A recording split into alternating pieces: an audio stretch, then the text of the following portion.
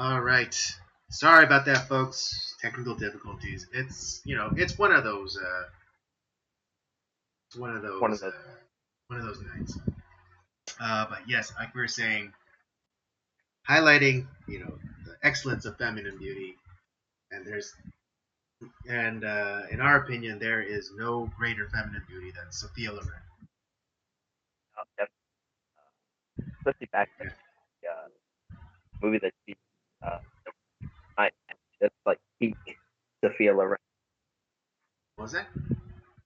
I'm saying the movie that we watched this week. That's like peak Sophia. Absolutely. Yeah. Well, it's like there's a few other movies that like I haven't seen a lot of her movies, Mm-hmm. but one that definitely this one Elsa that had Charles and her. So that would be a good one to watch. Wait, she and Charlton Heston were in a movie? Yeah, Elsa.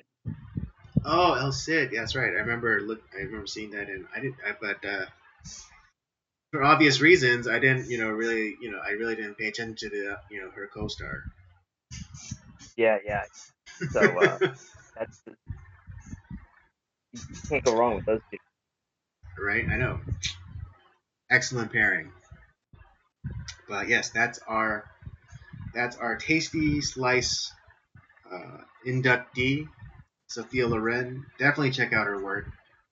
You even though we're highlighting the excellence of feminine beauty, she does have range. She's done serious roles, she's done comedic roles, and everything in between. So Yeah. She's done a little bit of everything, um, and she's still.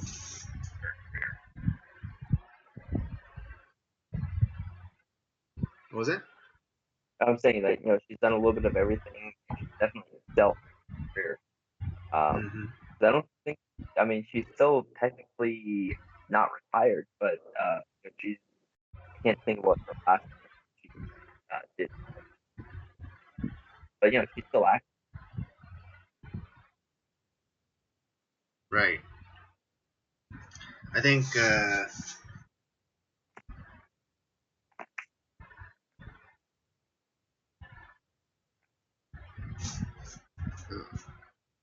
Oh, sorry about that, folks.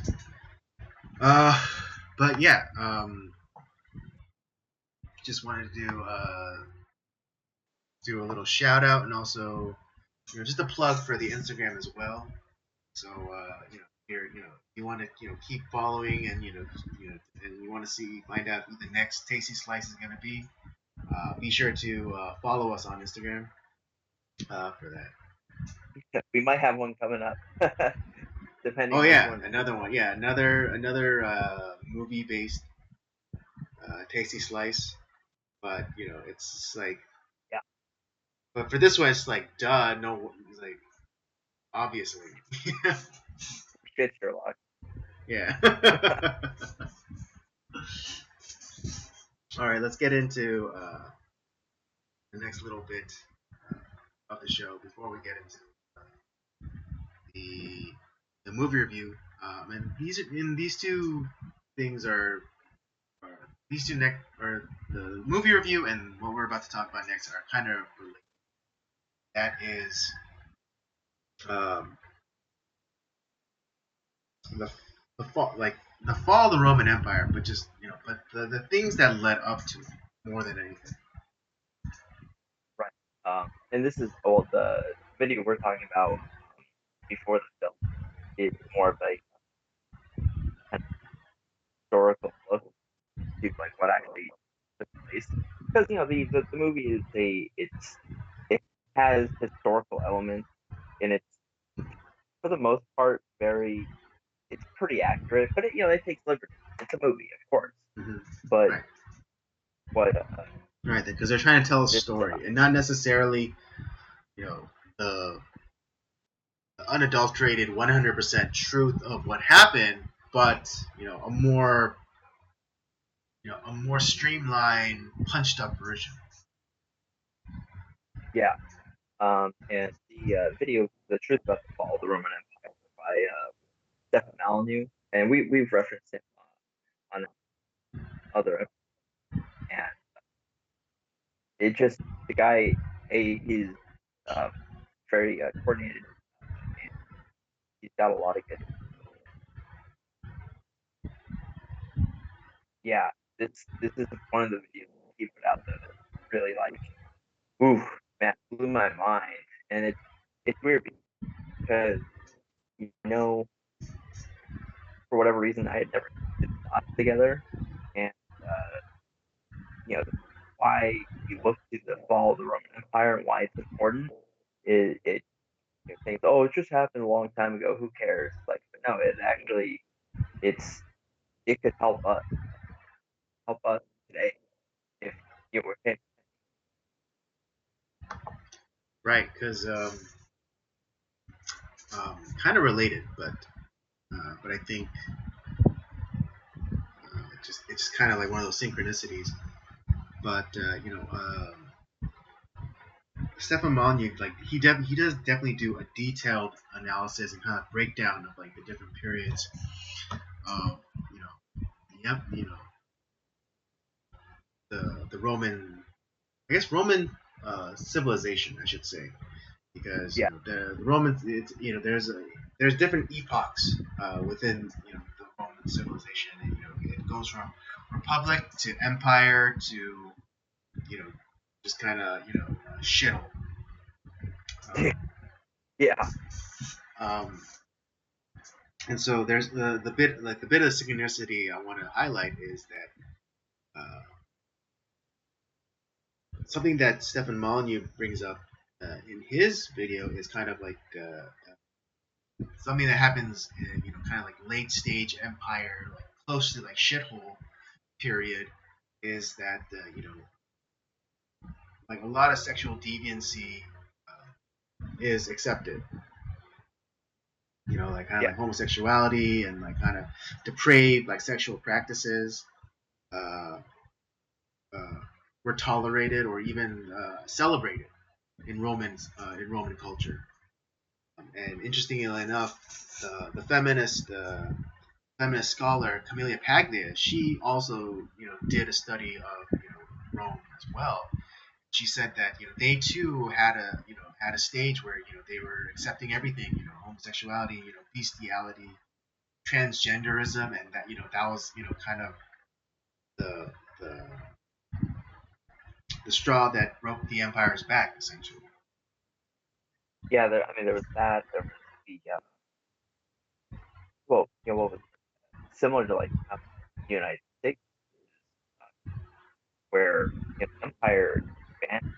It was it went from like Europe, from essentially Scotland, uh, down to Egypt, northern uh, Sahara Desert, essentially entirety of Europe, going to Asia too.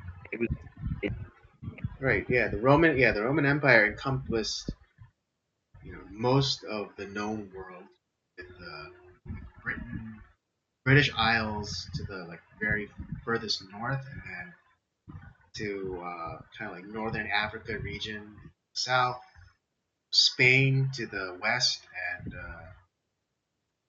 I think Armenia as yeah, far as far east as Armenia. Uh, and so you so have like all that encompasses at the very least two continents. That's how big. I oh mean, I'm not talking about like the entire continents, but the empire stretched over two continents, over into two continents, and maybe even a third. Kind of getting close to like that kind of Eurasian side. Not quite Asia, but kind of on the doorstep.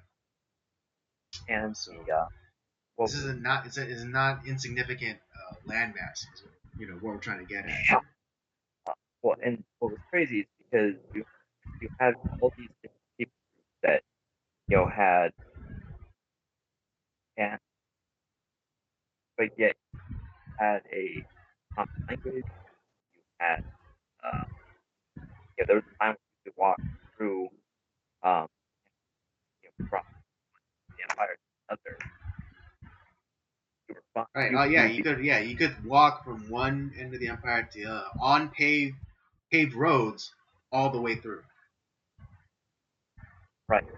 But there was a sense of, even like though it encapsulated all these different people, there was people that kind of bought in into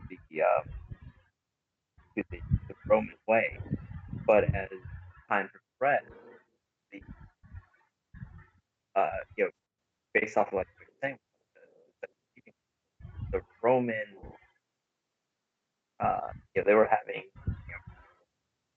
six children, each, and once you start getting sexual deviancy, that goes away, and you all of a sudden start to have a foreign population of people conquer to replace the Roman population, taxation, all this other stuff. It just it Right. really They were degrades. constantly they were constantly bringing in all these people into the empire without enough time for assimilation. So Right. kind of similarly, what the United States is dealing with is, we're having, this kind of deluge of immigration, whether legal or illegal. Um, but it's not enough time for people to become assimilated into the culture. So that's why you have these cultural enclaves within America. And I mean, I'll be the first. I'm not gonna pretend like this is only like a brown people thing. But I mean, I understand because there's a huge Koreatown in Los Angeles. And it's ethnic, and it's an ethnic enclave. Um, Yeah. and I'm Well, the not crazy and I'm thing so is, like, you look at, like, Koreatown, right? I know there's people that are in Koreatown that, like, have, they've actually, they're they they grew up in Koreatown. They never learned English, and they don't leave Koreatown because they don't speak right. English. You could But still they're live. American. Yeah, but right. They were born in the United States. That's crazy. Right. Uh, yeah, and so what we're not trying to single out anybody. We're just saying that this the stuff that we're I don't want to say we, but what the United States is going through right now is not new. It's the story of empire. It's the story of civilization. If you don't have mostly tight knit people's group, then it's bound to collapse on itself, because there is no social cohesion. There's no more shared culture. There's no more shared traditions. There's not even a shared language anymore.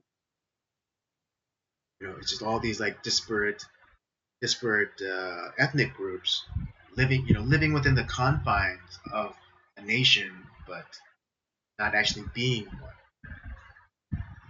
Yeah, that's the thing. That can't, What was like, that last bit? no, I'm saying, it's like that can't be.